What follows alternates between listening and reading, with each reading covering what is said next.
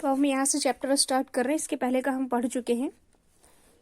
We reached our hotel and after some rest and a delicious breakfast of hot idlis and coffee, जैसे फिर क्या हुआ, वो उन्होंने ये वाला सफ़र किया, फिर उसके बाद वो होटल पहुंचे, उन्होंने थोड़ा बहुत रेस्ट किया और फिर बहुत ही डिलीशियस मतलब बहुत ही टेस्टी उन्होंने खाना खाया।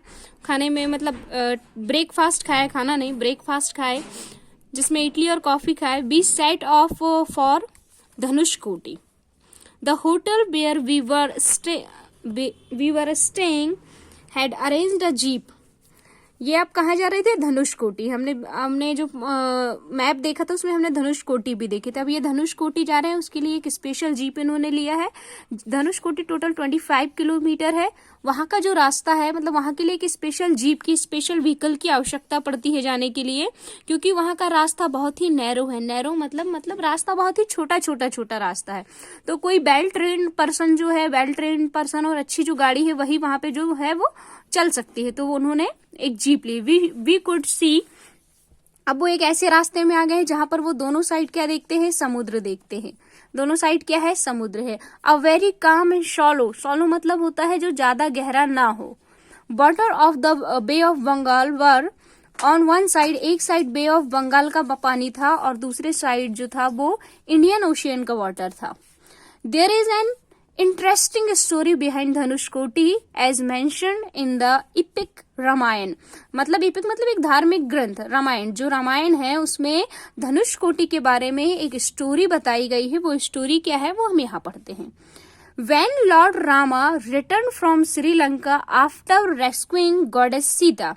जब राम भगवान सीता को जब सीता माता उनको मिल गई थी और जब वो वापस रिटर्न आ रहे थे तब की बात है ये।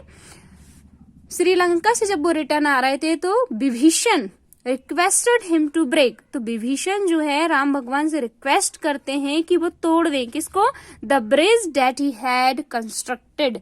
जो ब्रिज उन्होंने इंडिया और श्रीलंका के बीच में बनाया था, उस ब्रिज को आते टाइम विभीषण ने कहा कि भाई इस ब्रिज को अपना काम हो गया है, इस ब्रिज को तोड़ दिया जाए ताकि इंडिया से श्रीलंका ऐसे आसानी से कोई ना जा पाए।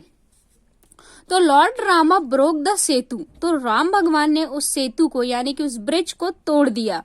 और the bridge with the end of his बॉ हेयर। वो मतलब होता है उनका धनुष से। तो this gave it the name. और उन्होंने अपने धनुष से ब्रिज को तोड़ा था इसलिए इसका नाम पड़ा धनुषकोटी। तो धनुष मतलब वो माध्यम जिससे उन्होंने तोड़ा था यानी कि धनुष, और कोटि मतलब तोड़ना। ये यहाँ पर बताया गया है। कोटि means end. After a short bumpy ride का मतलब ऐसी राइड जिसमें बहुत जंप्स हुई हो, मतलब चूंकि नैरो रास्ता था तो बार बार कहीं लेफ्ट कहीं राइट कहीं अप एंड कहीं डाउन हो रहे होंगे वो लोग, इसलिए इसको बोला उन्होंने bumpy ride. We reach Dhanushkodi. Bumpy ride के बाद वो कहाँ पहुंचे? Finally Dhanushkodi. We could see by people called it is a घूस टाउन। अब उन्हें पता चले कि इसे घूस टाउन क्यों कहते हैं धनुषकोटी को। आ पावरफुल साइक्लोन एक साइक्लोन आया था 1964 में, जिससे वहां पे बहुत ज्यादा हैवी डैमेज हुआ था यानी कि नुकसान हुआ था। आजू बाजू के सारे एरिया जो थे कंप्लीटली मतलब हो गए थे, बर्बाद हो गए थे पूरी तरह से। Once very active town only a few families. एक ही ऐसी मतलब जगह थी जहां पर बहुत ही कम फैमिलीज बची हुई थी, जिनमें से कुछ फिशरमैन थे और बाकी सब जितना था सब कुछ बर्बाद हो चुका था। वहां पे बहुत ही कम लोग जो थे वहां पर बचे हुए थे। On the bay we saw many abandoned huts and boats. उन्हें इसका मतलब होता है बेस्ट मटेरियल, मतलब डिस्ट्रॉय हो गए तो पड़े हैं, किसी काम के नहीं रहे। ऐसी बहुत सारे उन्होंने हट्स देखे, मतलब झोपड़ियां देखे, बोट्स देखे। The ruin of a chapel and a train station. बहुत सारे उन्हें चैपल का मतलब ये चर्च, ये जो दिख रही है ये एक तरह का चर्च जैसा शो हो रहा है। चैपल देखो ये तो चर्च होता है, लेकिन जब वो बहुत मतलब डिस्ट्रॉय हो जाए, उसका कोई यूज ना हो रहा हो, खंडहर जैसे हो, तो उसको हम चैपल कहते हैं। And a train station. और इसी के साथ साथ एक ट्रेन स्टेशन भी वहां पर ऐसा दिखाई दिया जो कि इसी तरह से क्या था, डिस्ट्रॉय हो चुका था। There was sand everywhere. वहां चारों तरफ क्या थी? रेत। We took a stroll to the end of the land from where we could see tracks of the Ram Setu. जहाँ पे वो लोग थे वहां पर बहुत सारे उन्होंने क्या देखे हैं, थोड़ा सा स्ट्रॉल मीन्स होता है एक छोटी सी यात्रा, पैदल उन्होंने चला है, घूमा वहां पे, तब उन्होंने देखा कि उन्हें बहुत सारे ट्रैक्स मतलब होता है सबूत, मतलब उनको सबूत मिले बहुत सारे राम सेतु वहां होने के। The bridge from Rama's story, the encyclopedia Britannica says it was once the world's largest टॉम्पोलो।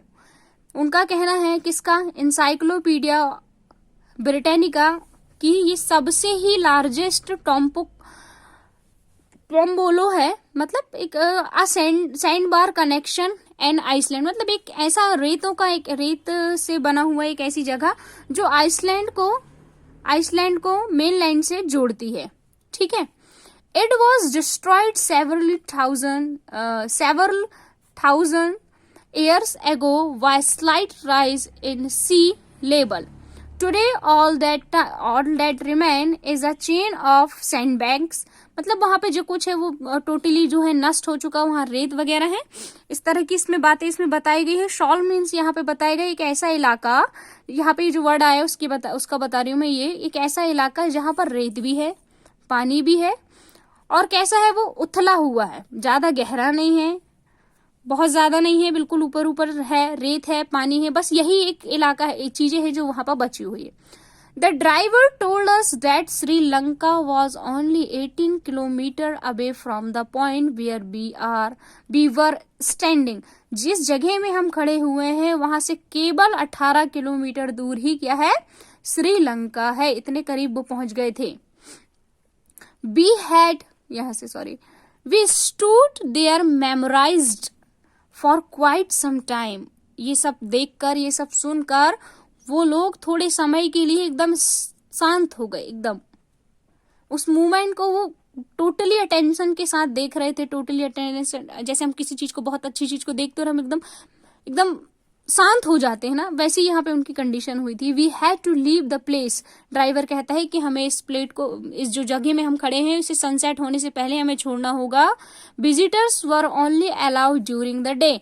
Visitors जो है मतलब जो देखने आते हैं वो सिर्फ कितने समय के लिए अलाउ होते हैं, सिर्फ शाम के मतलब सनसेट होने से पहले तक के ही लिए, यानी कि दिन में बस अलाउ होते हैं। We return to our hotel. हम अपने होटल वापस आ गए। आई वॉज ऑलरेडी स्लीपी, मतलब बहुत ज्यादा नींद आ रही थी। And tired from the days events, जो भी दिन भर में हुआ उसके कारण बहुत थक भी गए थे। I slept peacefully that night knowing that the next day was going to be exactly exciting.